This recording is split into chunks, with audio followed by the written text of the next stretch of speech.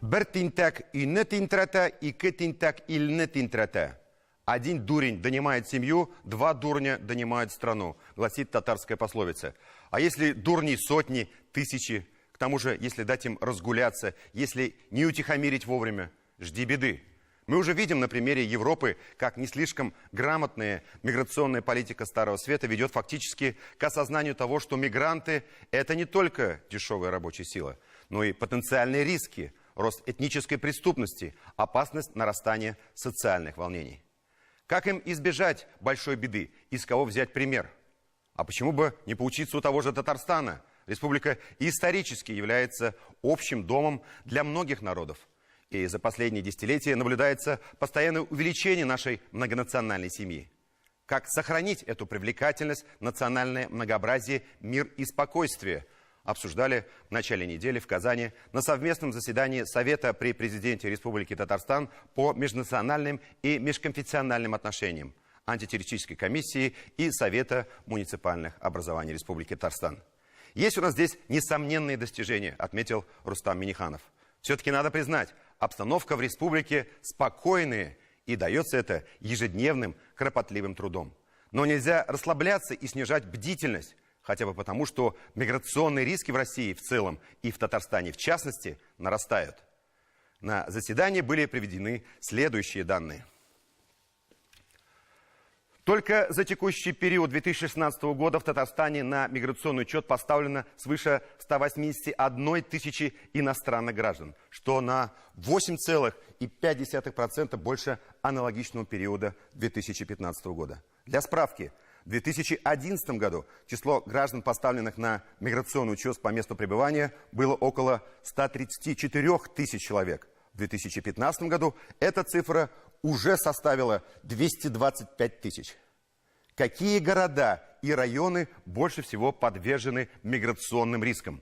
Куда входит и опасность межэтнических конфликтов, и риски формирования закрытых анклавов? Прежде всего, это крупные населенные пункты, такие как Казань, Набережные Челны, Зеленодольск, Альметьевск, Нижнекамск, Лениногорск.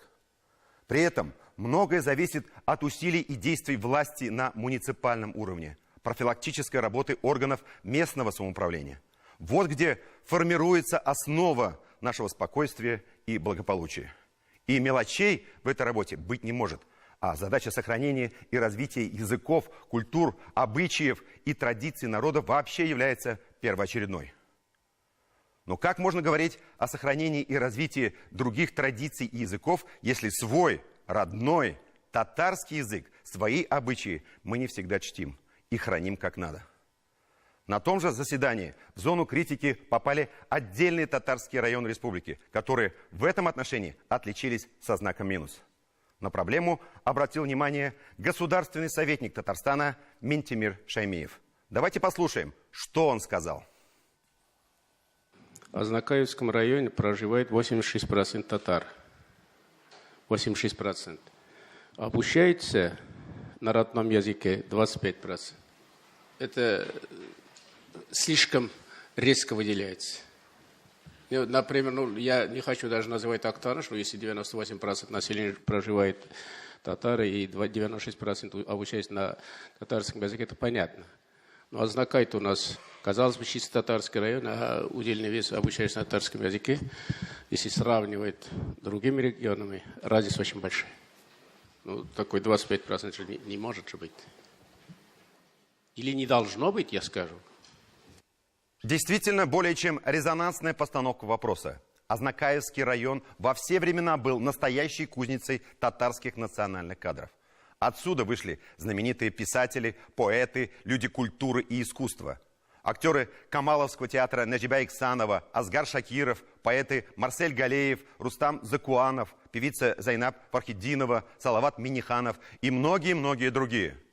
Можно даже не сомневаться, что для известных людей из Азнакаева в формировании их национального самосознания огромную роль сыграли окружение, среда, родина. Возможно, многие из них не стали бы известными, если бы не родились в татароязычном Азнакаево. Поверьте мне, в Азнакаевском районе и сегодня на улице люди говорят исключительно на татарском. А вот в системе образования действительно серьезные пробелы. И мне, откровенно говоря, даже непонятно, откуда эти проблемы в преподавании родного языка могли вообще появиться в татарском районе. Давайте посмотрим вместе репортаж Эльзиры Юзаевой.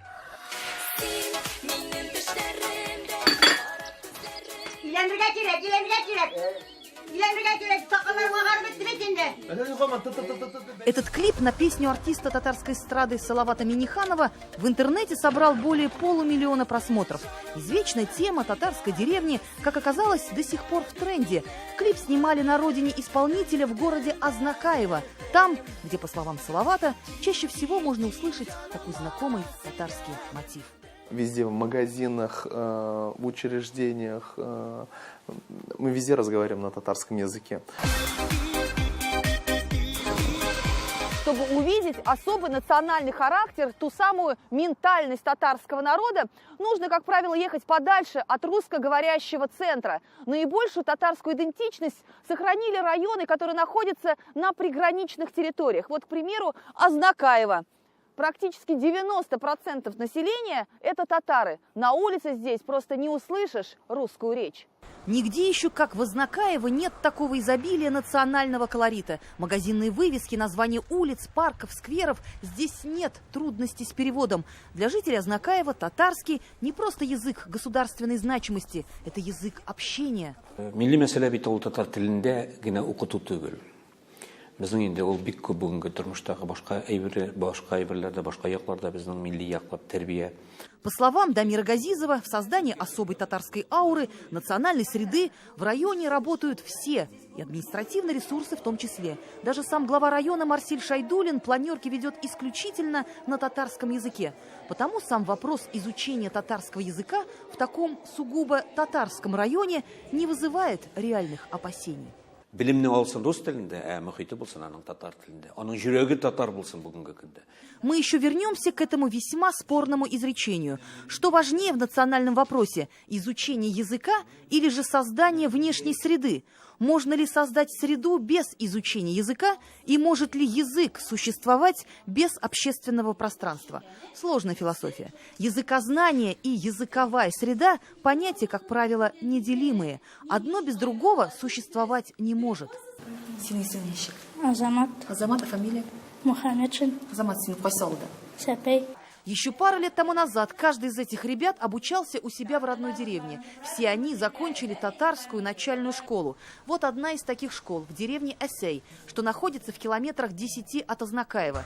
Когда-то здесь была большая, полноценная общеобразовательная школа. Теперь остались только начальные классы, но методика преподавания не изменилась. Дәреслекләр барсы да татарча безнең, әйләнә-тирә дәреслекләре, шулар барсы да. Но рус теле, литература инде русча. Все предметы в начальной школе преподаются исключительно на родном языке.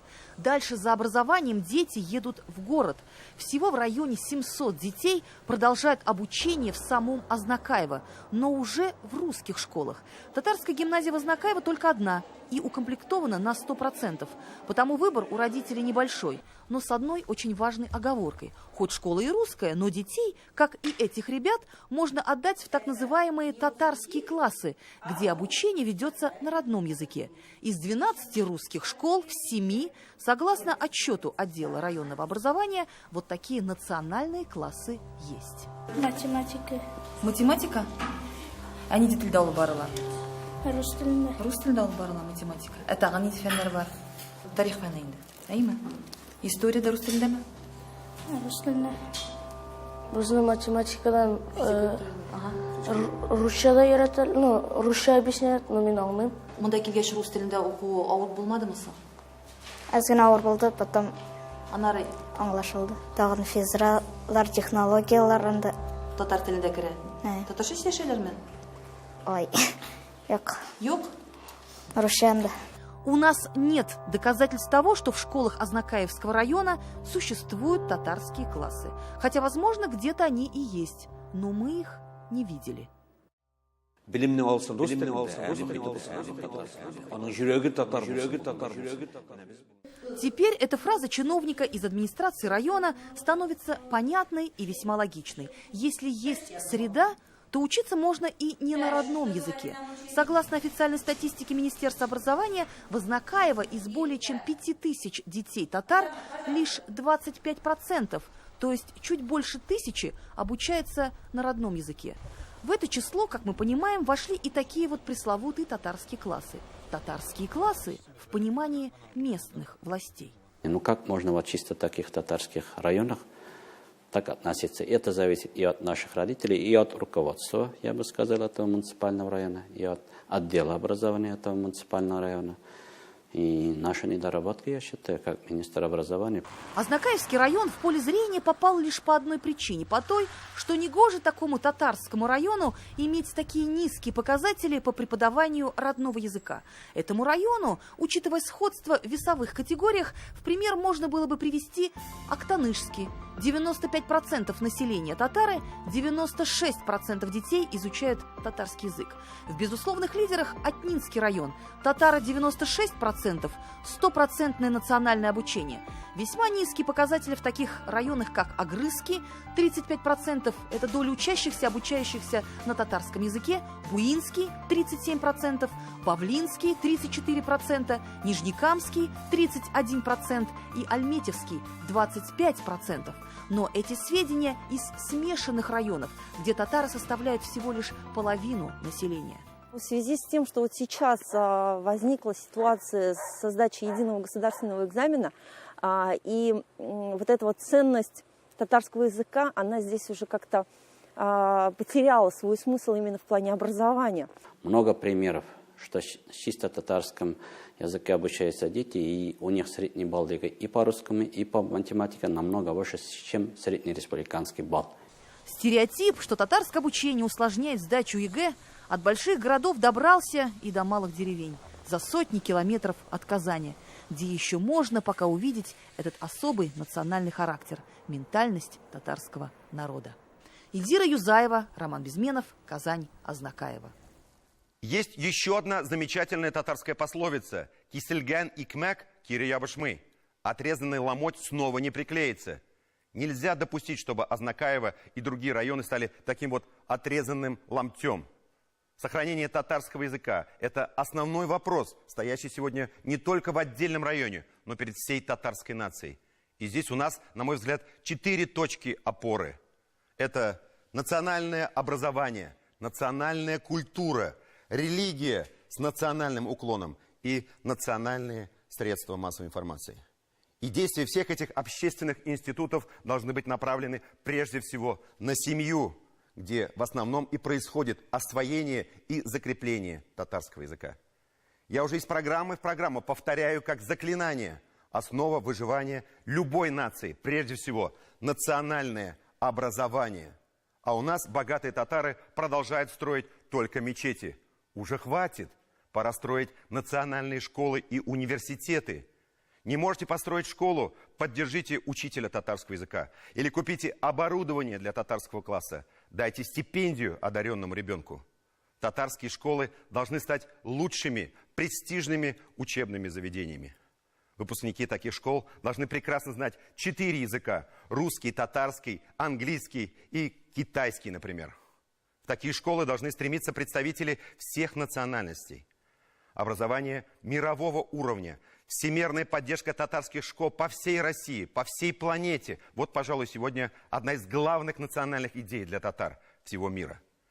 И не надо здесь уповать во всем на республику, занимать иждивенческую позицию. Нужна широкая общественная инициатива и массовая благотворительность по поддержке татарских школ от Владивостока до Калининграда и дальше. Хотел бы даже провозгласить новый лозунг «Татар булсан мектепке булыш». Каждый татарин должен помочь национальной школе, где бы он ни проживал. У нас нет другого пути сохранения татарского языка, а значит и татарского народа в целом.